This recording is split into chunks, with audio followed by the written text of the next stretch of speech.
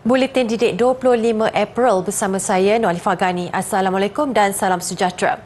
Berdepan kekurangan tenaga pengajar tidak melunturkan semangat warga pendidik di Nur Kids Center, Johor Bahru untuk mencurahkan ilmu buat murid-murid autism.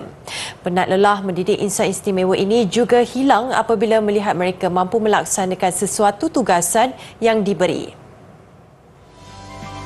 Guru Vocational Nur Kids Center Muhammad Rozaim Rozali berkata mendidik murid berkeperluan khas memerlukan kesabaran yang tinggi. Namun intervensi awal mampu membantu mereka lebih berdikari sekaligus menggilap bakat dimiliki. Student autism ni kalau berjaya dipupuk dengan elok, mereka sebenarnya boleh menjadi antara salah satu tenaga pekerja yang bagus lah. Sebab kalau dapat dipupuk yang bagus, mereka dapat bekerja dengan bagus, dapat bekerja sesuatu pekerjaan itu dengan bersungguh-sungguh tanpa mengenal penat lelah lah. Untuk di vocational, terutama di Nur Kids, kebanyakannya kita buat antaranya memasak, mendobi dan membuat hasil seni lah. Ibu bapa juga disaran untuk menghantar anak mereka menjalani program intervensi awal kerana masalah autism memberi kesan terhadap perkembangan otak yang mempengaruhi keupayaan anak untuk berkomunikasi secara sosial seperti kanak-kanak normal. Kita sedaya upaya nak bawa diorang ke dalam komuniti normal, sedaya upaya. Tapi nak ke arah tu dia perlukan sebab dia perlukan sangat-sangat perlukan struktur yang betul lah.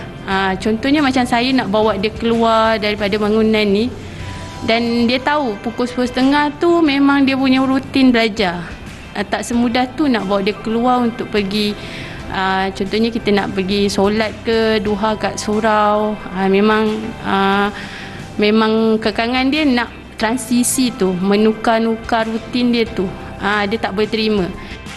Nur Kids Center ditubuhkan pada 2014 oleh ibu bapa yang mempunyai anak autism bagi membolehkan anak-anak mereka mendapat latihan dan terapi. Ia disebabkan sukarnya mencari pusat intervensi dan latihan bagi kanak-kanak autism khususnya di Johor Bahru. Kini Nur Kids Center mempunyai 70 murid yang berumur antara 4 hingga 17 tahun. Okey, cabaran yang kami hadapi ialah masalah manpower lah, tidak cukup manpower. Itu daripada bahagian kekurangan kaki tangan bahagian cikgu. Kami perlukan cikgu-cikgu yang berkelayakan lah, yang boleh mengajar dan juga boleh berkhidmat di Nur Kids Center. Begitu saja kami juga kekurangan bahagian occupational therapist, terapi cara kerja yang untuk mengalihkan kanak-kanak pelajar-pelajar kami di Nur Kids Center. Selain pelajar dari Kolej Vocational Keningau Sabah, guru-guru juga tidak kurang hebatnya. Ia terbukti apabila seorang guru subjek Bahasa Melayu dari KV berkenaan, Larry David, disenarai pendek sebagai salah seorang daripada 60 finalis Anugerah Guru Berdedikasi Cambridge 2023. Pencapaian itu merupakan suatu yang amat membanggakan kerana terdapat 11,000 pencalonan di seluruh dunia. Daripada 60 finalis itu, 6 guru akan mara sebagai pemenang kategori benua untuk peringkat seterusnya. Manakala seorang pemenang global akan dipilih pada peringkat akhir. Larry akan bersaing dengan 10 finalis bagi kategori benua Australia, New Zealand dan Asia Tenggara. Beliau berjaya disenarai pendek atas sumbangannya sebagai Ketua Warden Asrama yang telah melaksanakan pelbagai aktiviti. Ia termasuk perlawanan sukan, kejohanan permainan video, aktiviti melukis mural, konsert, persembahan fashion dan banyak lagi sepanjang Perintah Kawalan Pergerakan PKP pada 2020 dan 2021. Aktiviti tersebut dikatakan bertujuan mengasah bakat pelajar sekaligus membantu mereka dari segi kesihatan sosioekonomi. Kementerian Kesihatan KKM sedia bekerjasama dengan Kementerian Pendidikan KPM bagi membendung masalah ketagihan penggunaan vape dalam kalangan pelajar. Menterinya Dr. Zaliha Mustafa berkata jalinan kerjasama itu termasuklah mengadakan kempen kesedaran serta penerangan mengenai bahaya produk berkenaan khusus kepada golongan kanak-kanak. Menurutnya, laporan mendapati sebilangan besar kanak-kanak ketagihan menghisap vape yang dimiliki keluarga. Justru KKM akan memperluaskan kempen kesedaran berkaitan isu itu serta bersedia menjalin kerjasama dengan KPM. Beliau berkata demikian bagi mengulas mengenai pendedahan yang dilakukan Persatuan Pengguna Pulau Pinang CAP mengenai sebilangan besar kanak-kanak ketagihan vape meskipun tidak memiliki alat itu. Pegawai pendidikan CAP dan aktivis NV Subarau berkata kanak-kanak berusia 9 hingga 12 tahun itu mengakui mereka mencuba vape dan e-rokok milik bapa atau abang mereka ketika berada di rumah atau dalam kereta. Perkara itu didedahkan sendiri oleh kanak-kanak yang mengikuti program kesedaran merokok, vape dan penggunaan e-rokok yang dijalankan CAP di beberapa sekolah rendah dan menengah di Pulau Pinang. Seramai 200 kanak-kanak daripada keseluruhan 300 yang ditemui CAP ketika program tanpa nikotin bagi kanak-kanak mengakui mereka mengambil vape 2 kali seminggu. Bagi membendung isu tersebut, Dr. Zaliha berkata ahli keluarga terutamanya ibu bapa perlu sentiasa cakna akan perkelakuan anak-anak supaya mereka tidak terjebak dalam ketagihan vape maupun nikotin. Subvarian baharu COVID-19 yang digelar Arcturus mula menular di beberapa negara termasuk Malaysia tetapi tidak seganas varian Delta sebelum ini. Menurut kenyataan KKM semalam, 12 kes jangkitan dikesan di kawasan Lembah Kelang namun orang ramai tampak memandang ringan dengan langkah penjagaan dan pencegahan. Menerusi tinjauan yang dilakukan siang tadi, terdapat segelintir masyarakat tidak mengamalkan pemakaian pelitup muka secara amnya. We have to sentiasa pakai mask so we can avoid spreading to people or getting spreaded to us, and also for our family members, especially with those who has elderly people, so we have to better to pakai mask lah. Face mask ni tengok macam ada yang pakai, ada yang tak pakai sekarang kan. Jadi dia tak ada kesedaran untuk semua lah, macam tu lah. Jadi semuanya untuk diri sendiri, pada pandai jaga kita lah. Ketidakpekaan segelintir anggota masyarakat ini menjadi kebimbangan sekiranya kes terus meningkat. Dah terlampau relax sangat semua orang kan. Bila we take it upon ourselves lah, kalau kita sakit, kita pakai. So that kita sendiri tahu responsibility kita tak nak spread whatever kita ada sekarang ke orang lain. Dia macam tak ada kesedaran lagi kot sebab ramai yang tak dapat macam tak kena penyakit masa yang first, second and third kan. So maksudnya kerajaan kena bagi information lebih detail lah pasal yang varian baru ni. Subvarian ini pertama kali telah ditemui di India pada Januari lalu dan telah mula merebak ke 22 negara termasuk Singapura, Australia, United Kingdom dan Amerika Syarikat. Cara penularannya masih sama namun kadar penularan ialah 1.2 kali lebih tinggi berbanding varian asal.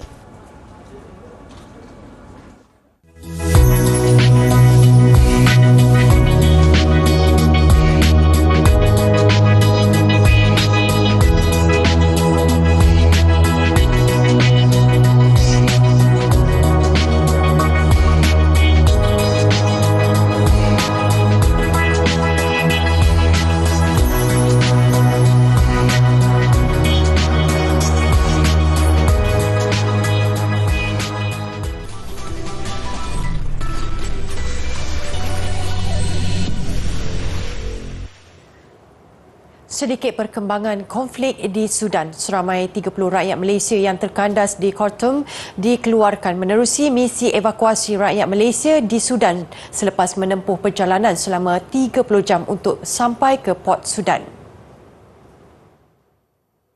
Dalam satu kenyataan, Menteri Luar Datuk Seri Zamri Abdul Kadir berkata, mangsa yang dipindahkan terpaksa mengharungi perjalanan sejauh 1,233 km dan kini ditempatkan di zon selamat.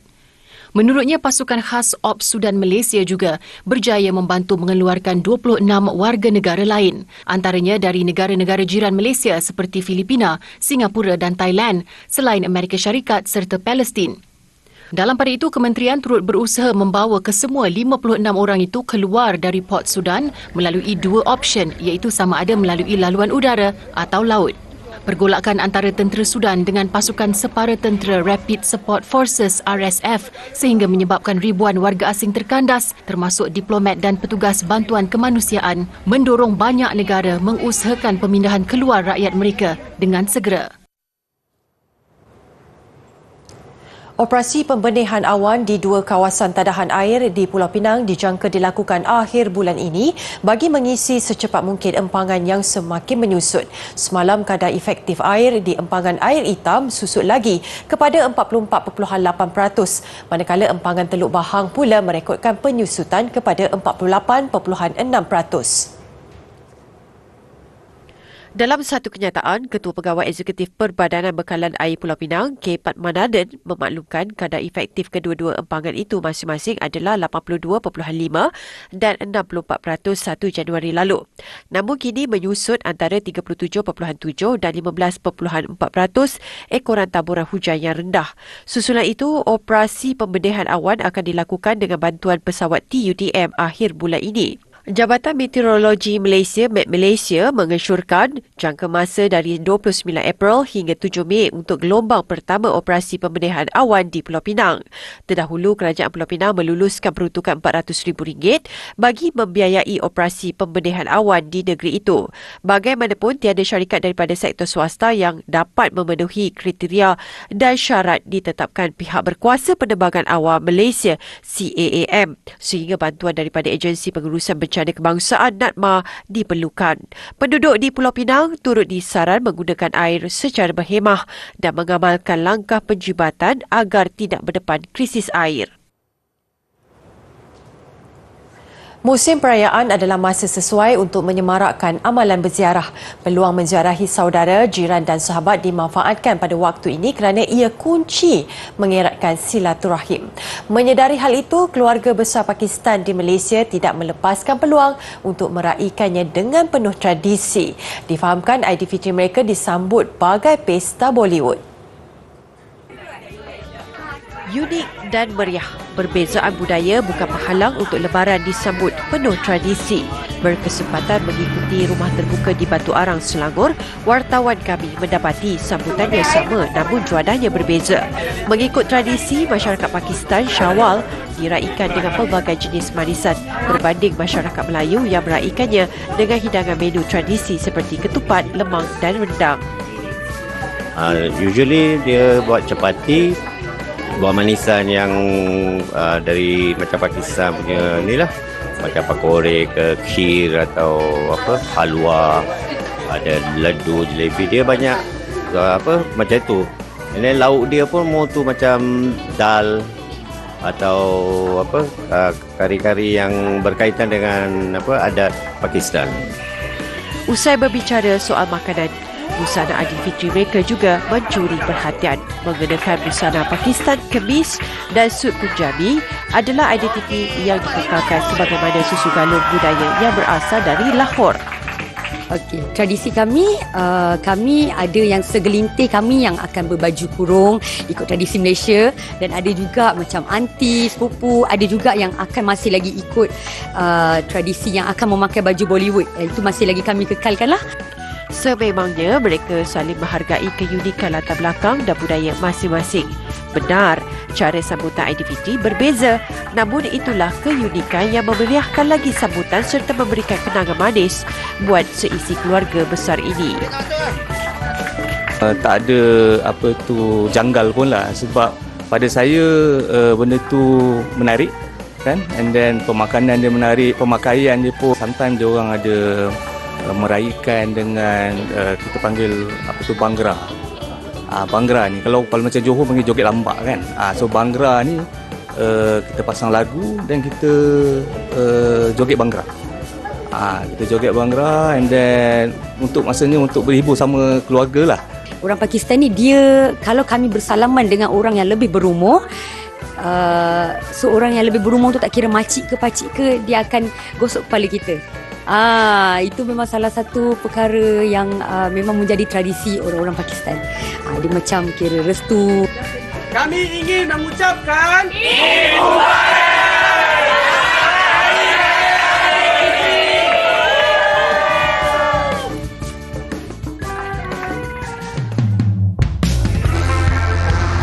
السلام عليكم ورحمة الله وبركاته. أنا من ولاية كلانتن. هذه السنة هي السنة الرابعة من العيد بعيدا عن عائلتي، وإن شاء الله أيضا السنة الأخيرة سأحتفل العيد مع زميلاتي من جامعة اليرموك في الأردن. لعائلتي الحبيبة في ماليزيا، عيدكم مبارك وتقبل الله منا ومنكم من العائدين والفائزين. أتمنى أن نلتقي بشهر رمضان وشوال العام المقبل. مع فائق الاحترام، شفيقة من جامعة اليرموك.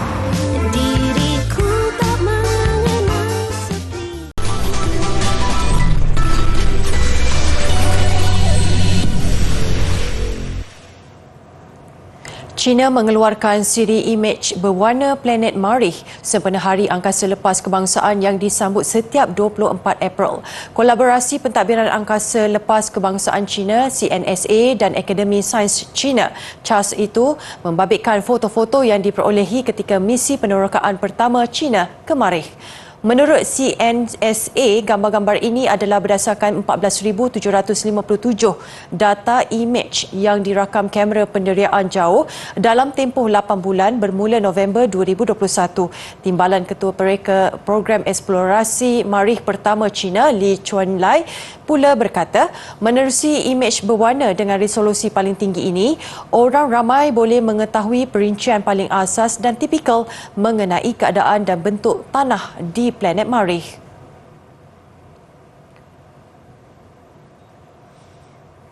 Bermula dengan minat, Aisyah Al-Mansuri kini antara segelintir wanita pemelihara helang di Emirat Arab Bersatu UAE.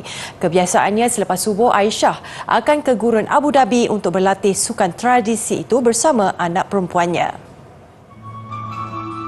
Pada masa sama, dia dapat meningkatkan kemahiran helang peliharaannya dengan cara memburu binatang seperti burung dan arnab. Melatih helang dikatakan sebahagian tradisi Puak Badui UAE sejak ribuan tahun lalu. Menurut Aisyah, dia belajar sukan itu daripada bapanya dan sudah melatih anak perempuannya, Osha, sejak berusia 7 bulan lagi. Misi Aisyah untuk menggalakkan lebih ramai wanita UAE mengamalkan hobi itu dan pada masa sama mengekalkan sukan tradisi itu. Setakat ini, Aisyah telah mengajar cara memelihara dan melatih burung helang kepada ratusan wanita UAE dan menerbitkan sebuah buku kanak-kanak mengenainya. Dia juga pernah menyertai pelbagai pertandingan dan karnival berkaitan burung helang di UAE dan negara-negara Arab lain. Kumpulan K-pop Seventeen melakar sejarah dengan album terbaru mereka, FML. Menurut carta lagu Korea Selatan, Hanteo, album itu terjual kira-kira 4 juta salinan hanya pada hari pertama pelancaran. Untuk rekod, salinan 4 juta yang dilaporkan Hanteo adalah berdasarkan jualan fizikal masa sebenar berbanding kebanyakan carta lagu yang turut memasukkan data penstreaman dan lain-lain. Dengan jualan 4 juta salinan itu, FML muncul album dengan jualan minggu pertama tertinggi dalam sejarah K-pop. Bukan itu saja, single berjudul Super menguasai laman-laman penstreaman muzik di Korea Selatan selain nombor 1 di carta lagu top iTunes di 36 wilayah. Terdahulu, Seventeen sudah pun memecah rekod pratempahan dalam sejarah K-pop dengan lebih 4.6 juta tempahan. FML adalah album EP ke-10 Seventeen. Tahun lalu, kumpulan 13 anggota ini muncul dengan album penuh Face the Sun.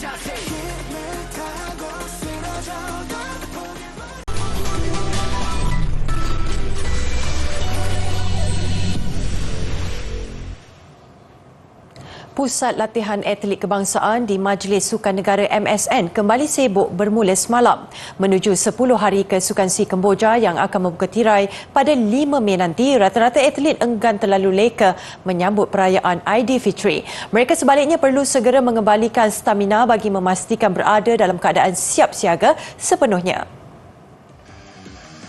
Selepas diberi pelepasan cuti Aidilfitri selama 2 hari, fokus atlet yang akan membawa cabaran di Tamasya Dwi tahunan itu kembali menjadi tumpuan. Antaranya skuad karate yang turut menjadi taruhan bagi meraih pingat di Phnom Penh nanti. So far persiapan saya rasa dah cukup, dah lengkap. Cuma macam orang kata jangan cepat berpuas hatilah dengan apa yang buat train tu kena lebih lah. Kem olahraga juga telah kembali menjalani latihan di MSN termasuk barisan pelari pecut wanita negara. Mereka diketuai Zaidatul Husnia Zulkifli yang telah mengumpul 4 pingat dalam 6 penampilan di Sukan C dan terbaharu pingat emas acara 100 meter di Kejohanan Olahraga KL All Comers bulan lalu. Perasaan tu of course lebih kepada excited lah sebab ini adalah SEA Games ke-6 Zaidatul. Jadi lebih kepada excited and of course tak nak letakkan tekanan terlalu tinggi sebab takut nanti bila nak dekat competition lagi nervous tu datang. Jadi lebih baik just fokus kepada latihan sahajalah buat masa sekarang ni. Sementara itu, tekong utama negara Syahir Rosdi kembali bersama pasukannya selepas tidak menyertai 2 edisi Sukan C sebelum ini. Kem sepak takraw melaungkan keyakinan untuk menyumbangkan pingat buat kontingen Malaysia di Kemboja nanti. Syahir juga berhasrat untuk mempertahankan 2 emas yang pernah diraihnya di Sukan C Singapura 2015 dan edisi Kuala Lumpur 2017 menerusi acara regu lelaki. Macam sekarang condition kami setakat ni okey. Semua tak ada kecederaan, semua sihat alhamdulillah. So kami memang ready dengan SEA Games ni. So persiapan memang cantik untuk SEA Games. So harap dapat ni lah, kami dapat gold medal lah. Peluang Malaysia tampak cerah untuk merangkul emas acara regu lelaki apabila edisi kali ini hanya membabitkan 3 negara iaitu Malaysia, Thailand dan tuan rumah Kemboja.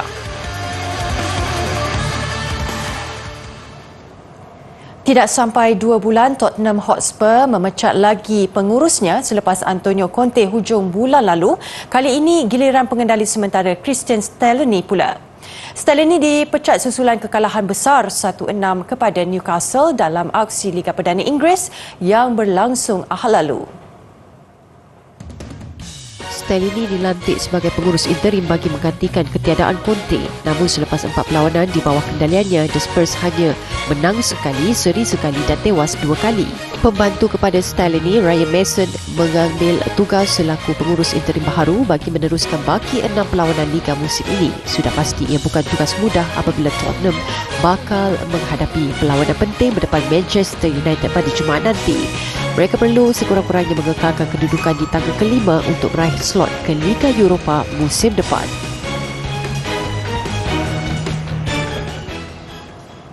Tontonan multimedia dan pertunjukan lampu pemetaan 3D sempena Festival Cahaya Petra di Jordan mengakhiri Buletin Didik. Saya Nolifah Ghani, salam hormat dan kita jumpa lagi.